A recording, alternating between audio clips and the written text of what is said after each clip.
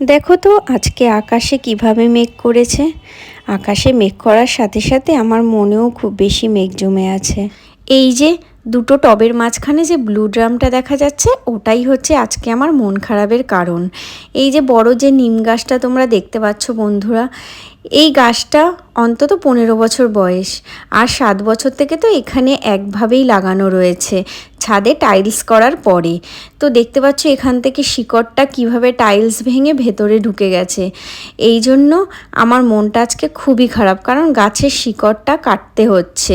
কাটা তো খুবই দরকার, না হলে এই ফ্লোরটায় নিচে আমি নিজেই থাকি, তো আমি মেন সমস্যা ফেস করব।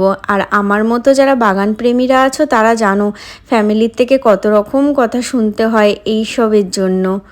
এমনিতেই কত লোক আছে বলে গাছ লাগিয়ে ছাদ নষ্ট হয়ে যায়, এই হয়ে যায় সেই হয়ে যায়। না, ঠিক মতো কেয়ার করলে কোনো দিনই ছাদ নষ্ট হয় না। তো দেখো বন্ধুরা, কাটার পরে এরকম বড় একটা শিকড় বেরিয়েছে, এখনও ভেতরে আছে, কিন্তু ওটা আস্তে আস্তে নিজে থেকেই নষ্ট হয়ে যাবে।